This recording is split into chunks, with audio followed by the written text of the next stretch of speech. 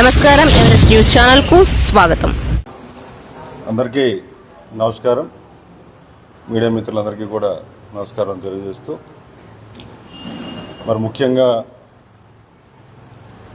2024లో కూటమి ప్రభుత్వం అధికారంలోకి వచ్చిన తర్వాత మన ప్రధానమంత్రి అయినటువంటి నరేంద్ర మోడీ గారు, రాష్ట్ర ముఖ్యమంత్రి వారు నారా చంద్రబాబు నాయుడు గారు, అదేవిధంగా 24లో ముఖ్య పాత్ర పోషించిన మన డిప్యూటీ సీఎం జనసేన అధినేత పవన్ కళ్యాణ్ గారు ఒక మంచి ఆలోచనతోటి గత 5 సంవత్సరాలు జరిగిన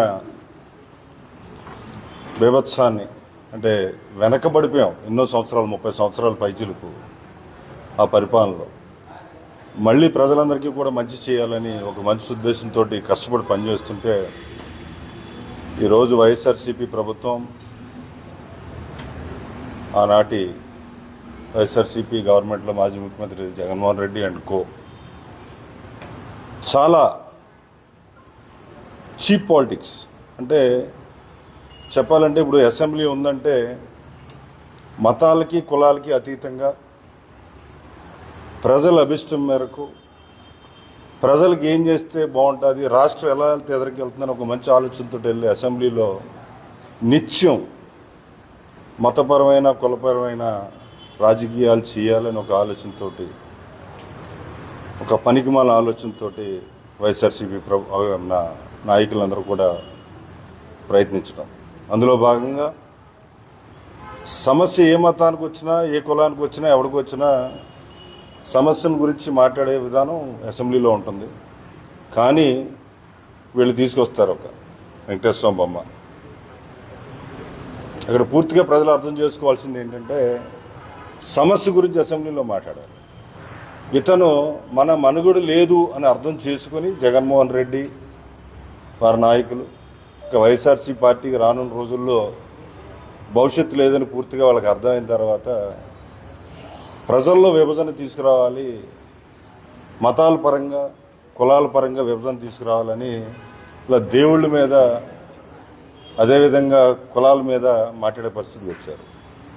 పవిత్రమైన వెంకటేశ్వర స్వామి, మన లాస్ట్ ప్రెస్ మీట్లో కూడా చెప్పాను నేను, మరి ఏదో అంకి తీసుకెళ్ళిపోతాడు అనుకున్నాం కానీ 151లో 5 పట్టుకెళ్ళిపోతాడని మనం కూడా ఊహించలేదు. 11కి వచ్చాడు. మరి ఇప్పుడు ఉన్నాయి 2 అంకెలే, 3 అంకెలు ఒకటి పోయింది కాబట్టి 2 అంకెలే మిగిలినాయి. ఇప్పుడు ఈ 2 అంకెల్లో ఒక అంకె వెళ్ళిపోతే ఇంకొకటే మిగులుతుంది. మరి అది కూడా ఉంచుకుంటారో ఓడగొట్టుకుంటారో ఆ స్వామి తెలుస్తాడు, ప్రజలు తెలుస్తారు. అదేవిధంగా సోదరులు చెప్పినట్టు అంబటి రాంబాబు గారు ముఖ్యమంత్రిని బూతులు తిట్టి ఇష్టం వచ్చినట్టు మాట్లాడితే జగన్మోహన్ రెడ్డి గారు వెనకేసి వస్తాడు. నువ్వు తిట్టావని అడగట్లేదు, కాపు నాయకుని తిట్టారని అడుగుతున్నారు. క్యారెక్టర్ దాటిన తర్వాతే కులం ఉంటుంది, ఏ కులం అనేది కాదు. ముందు బాధ్యత నేర్పండి మీ నాయకులకి, ఆలోచన విధానాన్ని మార్చండి. ఇవన్నీ చూస్తుంటే నాకు డౌట్ వస్తుంది, ఇది నా అనుమానం కేవలం. అంటే పూర్వం లడ్డూలోనే ఇంత కల్తీ చేసి దేవుడా డబ్బులా అంటే నాకు డబ్బులే ముఖ్యం, దేవుడు అక్కర్లేదు అనుకునే పద్ధతిలో జగన్మోహన్ రెడ్డి వారి టీము ప్రవర్తించి లాస్ట్ టైం మీ అందరికీ గుర్తుండి ఉంటుంది 2-3 సార్లు చిరతపుల్లి ఎలుగుబట్లు వచ్చేసి నేను నడుతుంటే పైకి. ఇవన్నీ కూడా ఇతనే వదిలేసేయడేమో నాకు డౌట్. నాకు అంటే ఇవన్నీ చూస్తున్న ఆలోచనలు అలా వస్తున్నాయి, వేరే విధంగా కాదు. ఓ పవిత్రతను మనం కాపాడాలి. అదే దేవుడు వెంకటేశ్వర స్వామి అయి ఉండొచ్చు, అల్లా అయి ఉండొచ్చు, జీసస్ అయి ఉండొచ్చు, ఎవరైనా కూడా. మీరు ఈ విధానాలు మార్చుకోకపోతే అభివృద్ధి మీద మాట్లాడండి. ఇప్పటికే ప్రజల్లో మీ మీద నమ్మకం సన్నగిల్లింది. కూటమి ప్రభుత్వం ఏం చేస్తుందనేది నిశ్చితగా ప్రజలందరూ కూడా దగ్గర నుంచి చూస్తున్నారు. రానున్న రోజుల్లో మరింత అభివృద్ధి దిశగా మరి మన రాష్ట్రం ఎదురుకెళ్లే పరిస్థితిలో ఉంది. మరి ఎక్కడా లేని విధంగా ప్రపంచంలోనే నెంబర్ 1గా వైజాగ్ క్వాంటమ్ కంప్యూటింగ్లో, ఆర్టిఫిషియల్ ఇంటెలిజెన్స్లో మనం వచ్చే పరిస్థితిలో ఉన్నాం. ఇవన్నీ కూడా దృష్టిలో పెట్టుకొని ప్రజలందరినీ కూడా ఒకటి ఆలోచించమని కోరుతున్నాను.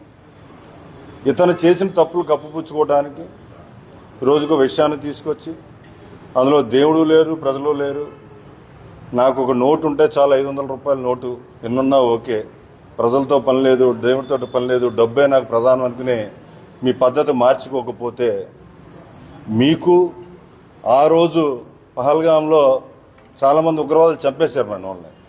వాళ్ళకి మీకు తేడా ఏం లేదని నేను భావిస్తున్నాను. ఓ మతంతో కులాలతోటి మన ప్రజల్లో విద్వేషాలు రచ్చగొట్టే విధంగా మన ఎదరికి వెళ్ళకూడదని మీకు హెచ్చరిస్తూ మరొకసారి కూటమి తరపున ప్రజలందరినీ కూడా విన్నమించుకుంటున్నాను. ఒకసారి పూర్తిగా మీరు ఆలోచించండి.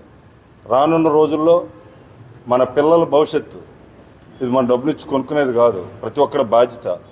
అధికారులు ఉన్నవాళ్ళే కాదు, ప్రజల బాధ్యత కూడా ఉందని తెలియజేస్తూ ఈ చక్కటి అవకాశం కల్పించినందుకు మీడియా మిత్రులందరికీ కూడా హృదయపూర్వక ధన్యవాదాలు తెలియజేసుకున్నాను. జై కూటమి. హాయ్, నమస్తే. మన ఎవరెస్ట్ న్యూస్ ఛానల్ను సబ్స్క్రైబ్ చేయండి, లైక్ చేయండి, పక్కన ఉన్న బెల్ బటన్ని ప్రెస్ చేయండి. ఎప్పటికప్పుడు తాజా వార్తలతో మీ ముందుంటుంది ఎవరెస్ట్ న్యూస్ ఛానల్, తెలుగువారి గుండె చప్పుడు.